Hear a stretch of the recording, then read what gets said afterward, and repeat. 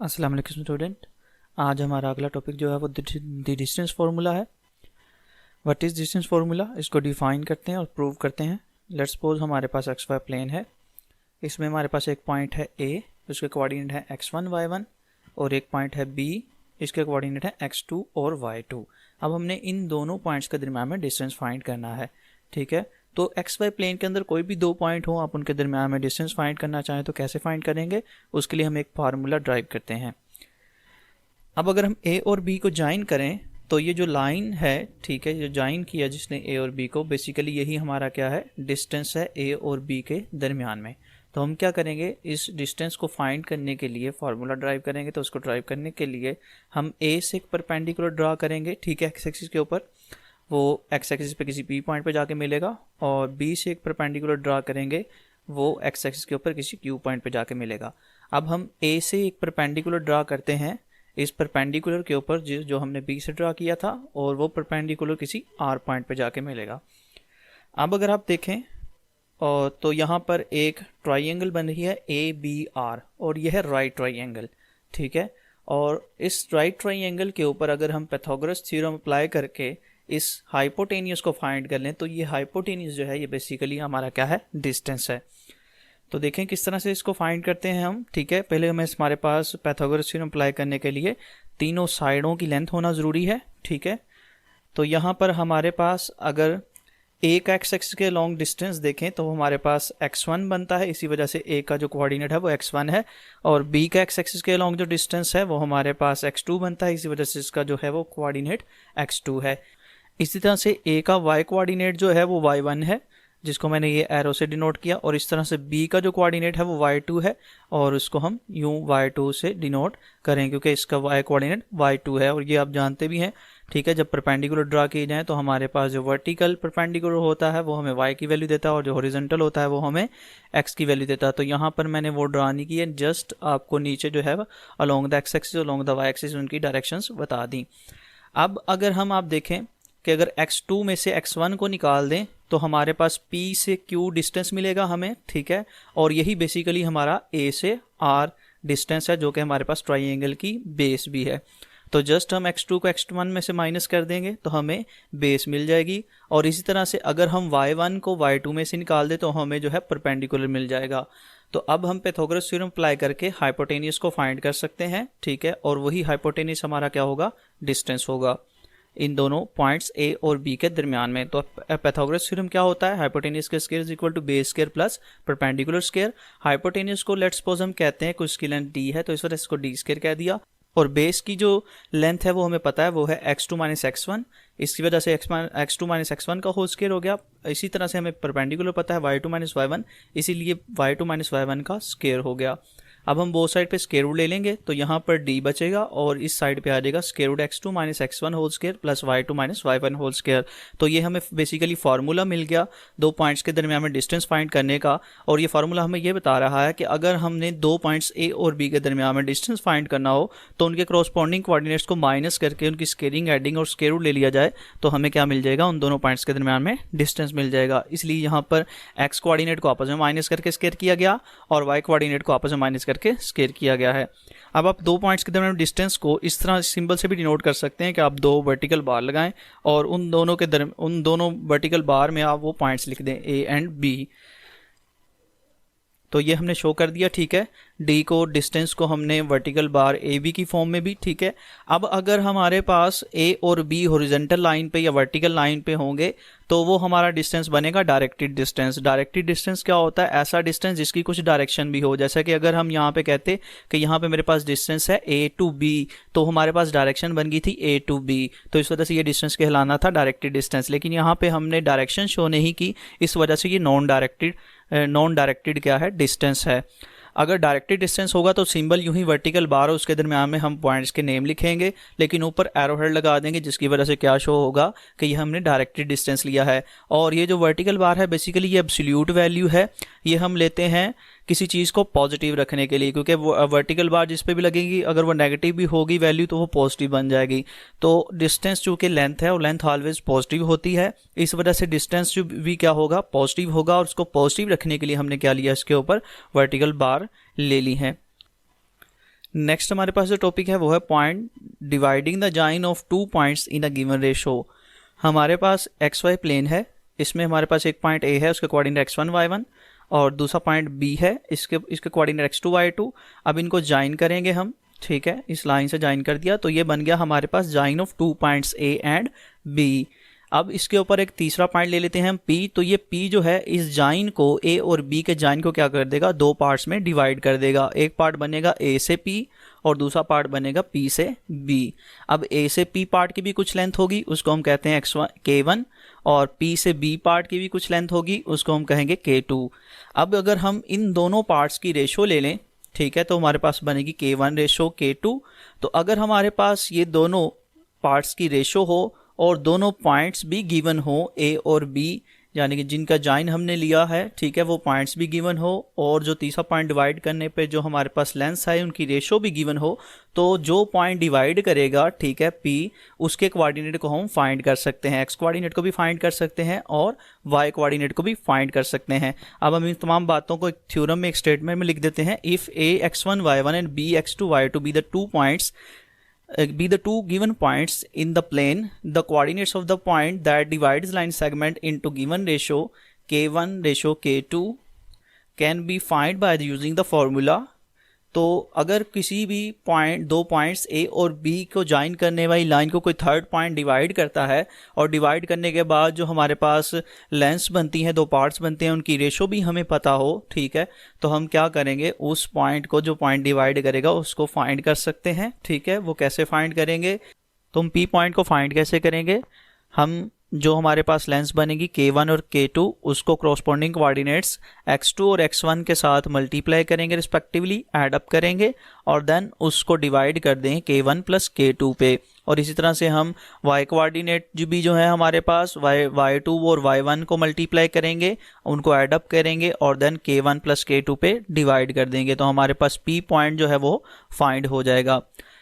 Next हमारे पास जो point division है किसी भी लाइन सेगमेंट की, लाइन सेगमेंट बेसिकली क्या होता है, कोई भी लाइन है आप उसमें छोटा पार्ट ले लेते हैं, वो लाइन सेगमेंट ही कहलाएगा, क्योंकि वो एक छोटा सा पार्ट है और सेगमेंट का मतलब भी कोई पार्ट ही होता है, कोई टुकड़ा ही होता है। तो जब भी किसी लाइन के 2 एंड पॉइंट्स आपको पता होंगे तो वो हमारे पास हमेशा लाइन सेगमेंट ही कहलाएगा। जैसे कि प्रीवियस हमने देखा कि वो हमारे पास A और B पॉइंट्स थे, ठीक है, उनको ज्वाइन किया गया था, एक लाइन बनी थी, तो वो इस वजह से उनको लाइन सेगमेंट कह रहा था।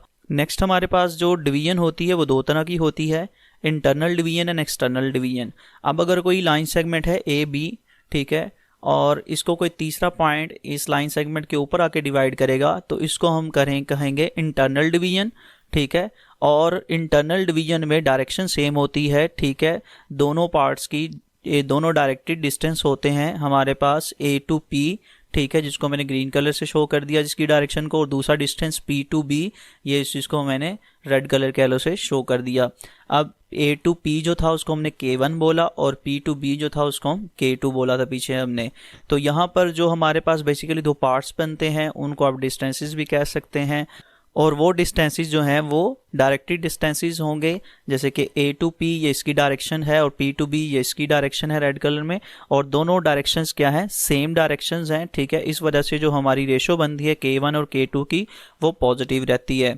और इन्हीं बातों को हमने बॉक्स में भी लिखा है कि ratio is positive due to the same direction of distances AP and PB। Now we can say that when P lies on the line segment AB, then directed distance have same direction and division due to P is called internal division।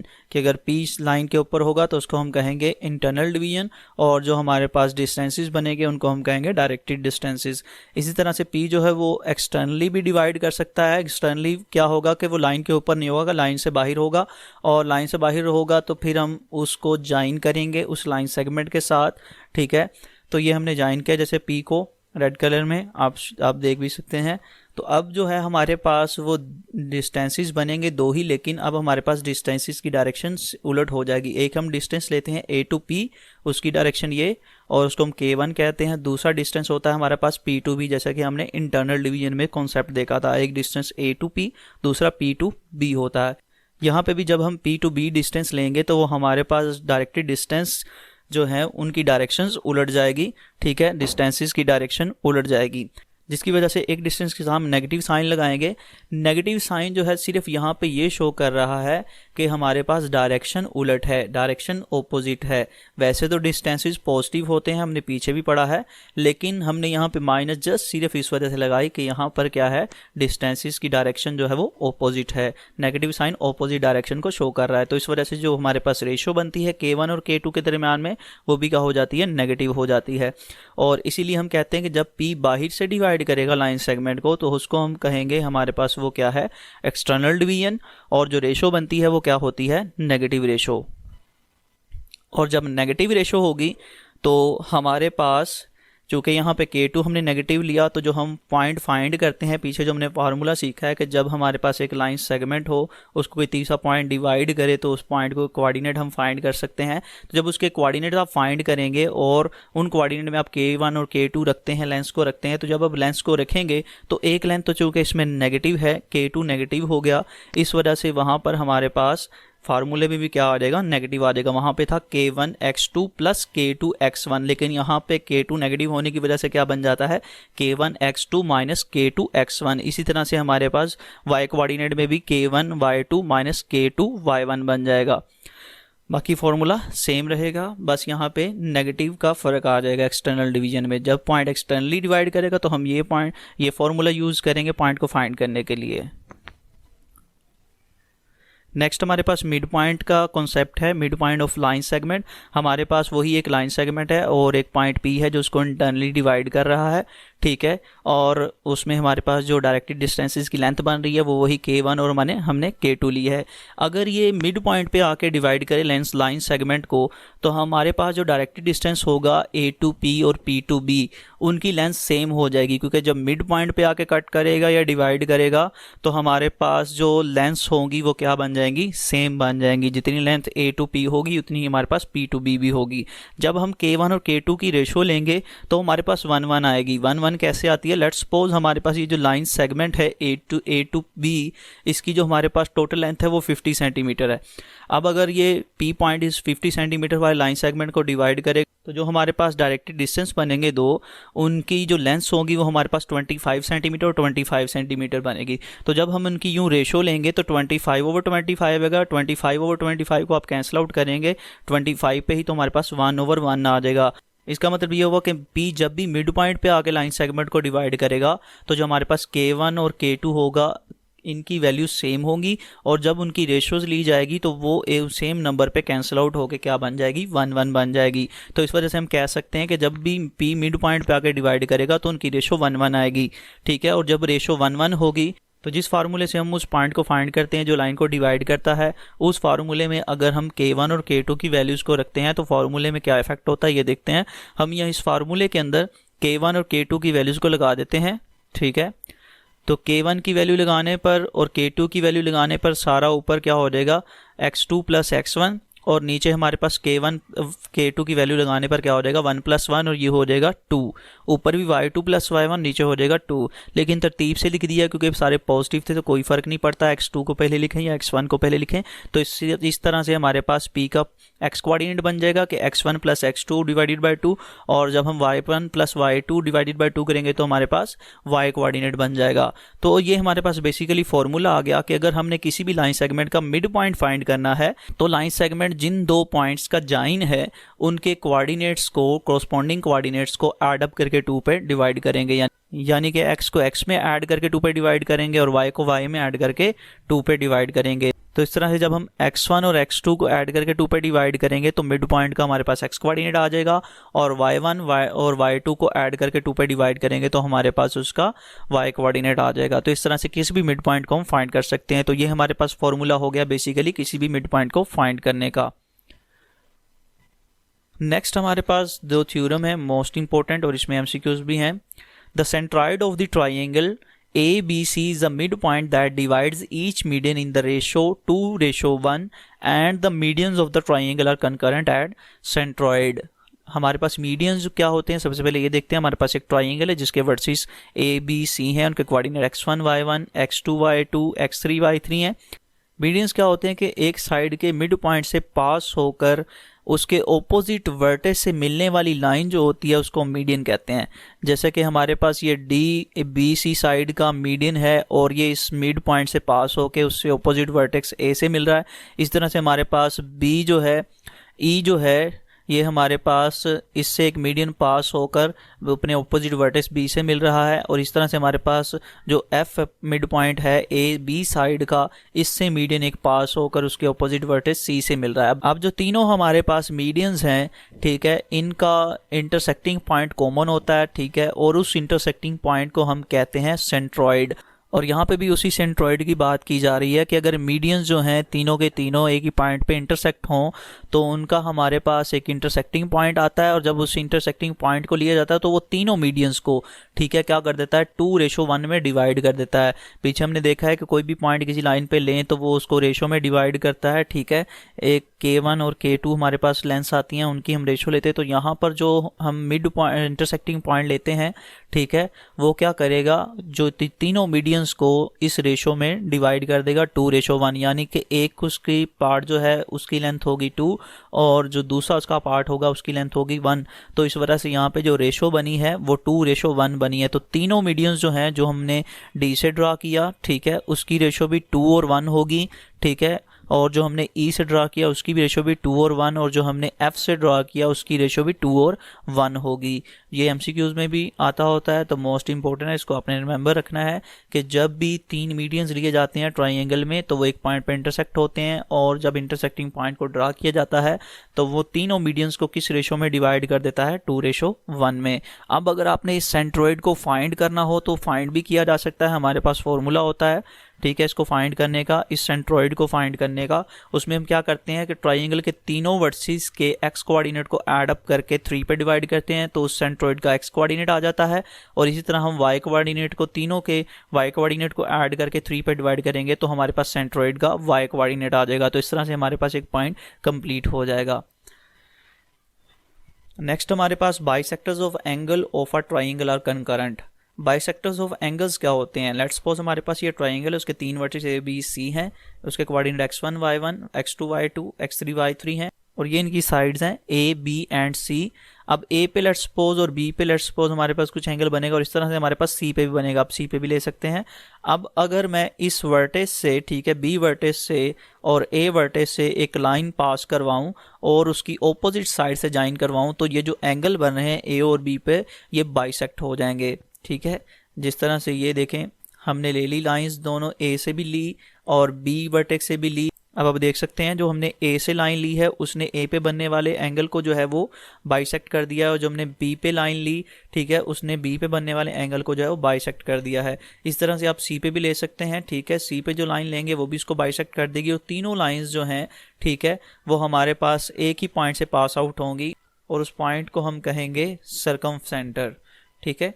तो यहाँ पर statement में इसी की बात हो रही है, बाइसेक्टर्स ऑफ एंगल। एंगल्स के बाइसेक्टर्स जो होते हैं एक ट्राइंगल के, वो कंकरेंट होते हैं। कंकरेंट का मतलब होता है इंटरसेक्ट होते हैं, ठीक है।